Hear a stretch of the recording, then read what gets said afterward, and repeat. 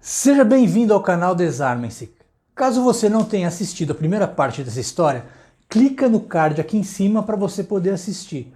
Mas caso você já tenha assistido, fica agora com o Guilherme e a segunda parte da Fera de Macabu.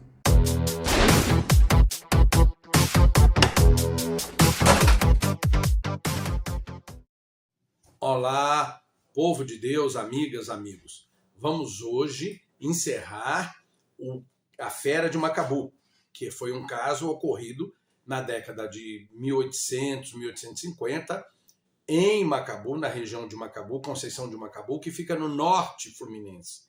E dentro desse caso tem esse livro, A Fera de Macabu, escrita por Carlos Marques, que foi um presente da Flávia Alves, a quem agradeço penhoradamente. Pois bem, um resumo rapidamente. Ele saiu para ir até Campos, viver na casa de um tio e um primo, Julião, porque ele havia tido um relacionamento com uma escravizada.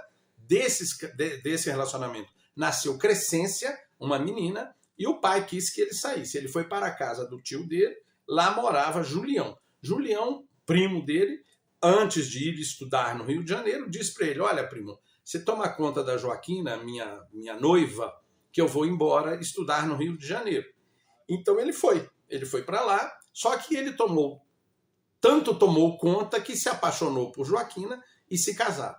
Do casamento, nasceram 3, não filhos, mas nasceram 3 vertentes. Primeiro, um ódio mortal de Julião por ele, do primo. Segundo, um casamento que durou pouquíssimo, durou 3 anos por causa de uma infecção respiratória que Joaquina teve. E terceiro, não deu dinheiro nenhum, porque os pais dela eram vivos e receberam tudo e não foram obrigados a dividir com ele. Pois então, Julião, guardem esse nome, Julião ficou eternamente, o odiou eternamente. O tempo passou e ele se casou, ela morreu. 1 ano e meio depois, um tio-avô que morava em Portugal morreu e deu para ele e mais 12 primos as terras que esse tio-avô tinha. Então ele recebeu uma terra e começou ali, pouco a pouco, a constituir sua fortuna.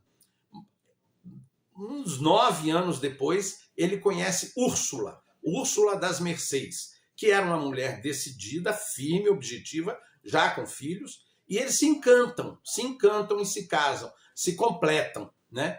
E eles se completam e daí vão construir fazendas. Em pouco tempo já teriam 5 fazendas, os dois, o casal. Escravagistas destinavam aos escravos um cuidado não por conta de outra coisa, mas por conta da economia. Porque se o escravo morresse, eles perderiam aquela força de trabalho. Outra vertente também foi que, nessa época, Manuel começa a querer que em suas terras, e Úrsula também, viessem colonos que iriam fazer seriam meeiros, parte do produtor, parte de quem produzia. E um desses colonos era Francisco. Francisco veio com 6 filhos. Uma dessas filhas, Francisca, se encanta por Manuel e, apesar da idade, ela tinha 16 anos e ele 51, ela fica grávida. Ela fica grávida por vários motivos. Manuel quer que Francisco saia de suas terras. Vai até ele, e Francisco era alcoólatra. Os escravos também tinham receio que ele fizesse alguma coisa contra os escravos. Aí, o tempo passa, Francisco não quer ir embora por conta da gravidez da filha, e uma noite, daí a alguns meses, uma noite, Manuel, vindo de uma viagem, chovendo demais, e Úrsula soube do caso. Úrsula soube da gravidez, questionou o marido confirmou, e vindo de uma viagem, uma chuva torrencial, ele fica na própria casa. Úrsula não estava na casa de parentes, e ali ele passa a noite e fica sabendo depois que na casa de Francisco uma chacina ocorreu. 6 pessoas entram na casa e destroem a família. Quem sobra é coincidentemente, a Francisca, que estava grávida. Né? Sobe numa árvore, quando fica sabendo que todo mundo foi embora, ela desce, vagueia por ali e vai cair na terra de André, que era cunhado, já tinha sido cunhado de Manuel, casado com a irmã dele, era viúvo.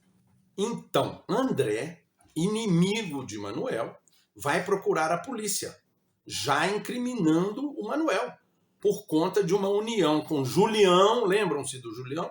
Também inimigo mortal de Manuel, e eles incriminam Manuel, que foge de casa, mas ele tinha uma marca, Manuel tinha uma marca no rosto, e por conta dessa marca, ele é reconhecido e preso, um mês depois da fuga pela região. Úrsula vai visitá-lo na cadeia, ele passa por 3 presídios, Macaé, Rio e Niterói, e volta para Macaé para ser enforcado. Úrsula vai visitá-lo na prisão, confessa ou não confessa, a gente não vai saber, e em seguida vai um padre com quem Manuel conversa. E o padre fica atônito por conta de alguma coisa que ouviu ali. O padre, daí a pouco, é retirado, etc., da paróquia e vai embora. Sumiu o padre. Então, Manuel ficou como o autor da chacina, o que ninguém sabe. Ele passa por 3 presídios e, não me lembro agora, mas em 1855, ele é enforcado em Macaé e roga uma praga. E diz o seguinte: esta cidade de Macaé, durante 100 anos, só terá atrasos. Não haverá nada nela que funcione, só haverá atrasos. E aí, Dom Pedro II, o advogado de Manuel, pede clemência a Dom Pedro, que nega a clemência. O que acontece em seguida? Manuel morre, é enforcado, né, após rogar essa praga, e ele e Dom Pedro começaram a circular rumores de que Manuel era inocente. E ele fica profundamente constrangido com o que havia feito. Também há a hipótese de que ele, Dom Pedro, havia estabelecido amizade com o magistral escritor Victor Hugo, que, por sua vez, tinha relação próxima com o excepcional Allan Kardec, e que isso influenciou também Dom Pedro a ter essa visão de que poderia ter ocorrido uma injustiça e que Manuel poderia ter morrido inocentemente. Ele fica arrependido, mas há outros que morrem ainda por enforcamento, mas ele diz, Dom Pedro diz, não haverá mais pena de morte no Brasil. Foi isso que mudou o sistema jurídico brasileiro. Agora eu quero ler para vocês só 2 trechinhos aqui, para a gente terminar, do que o nosso querido Evandro Lins e Silva, grande jurista, falou sobre esse caso.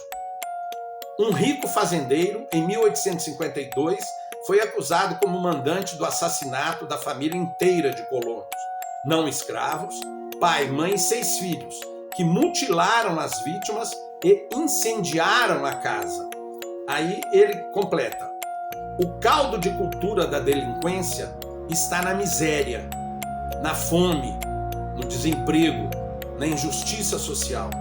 Sua potencialização continuada forja-se na omissão e na ausência do Estado como provedor eficaz de benefícios sociais. Assim, a pena de morte não é a solução para a criminalidade. É, isto sim, a ausência de solução. Isso foi escrito em agosto de 1998. Olha, povo de Deus, era isso que eu gostaria de trazer, que nós gostaríamos de trazer. Pedir a vocês que curtam, que cada um curta o canal, o que é muito importante para nós, muito, muito importante. Segundo, agradecer também a receptividade, as sugestões que vêm pelos comentários. Continuem sugerindo, muito mesmo, estamos aqui para isso. Mesmo negativamente, comentem. Nós estamos aqui para debater, não tem nenhum problema. E, em terceiro lugar, convidá-los para uma live sobre feminicídio, que acontecerá quarta-feira que vem. Tragam números, tragam depoimentos, não é verdade? É que a gente vai fazer essa live quarta-feira, dia 24. Grande abraço, muito obrigado, hein?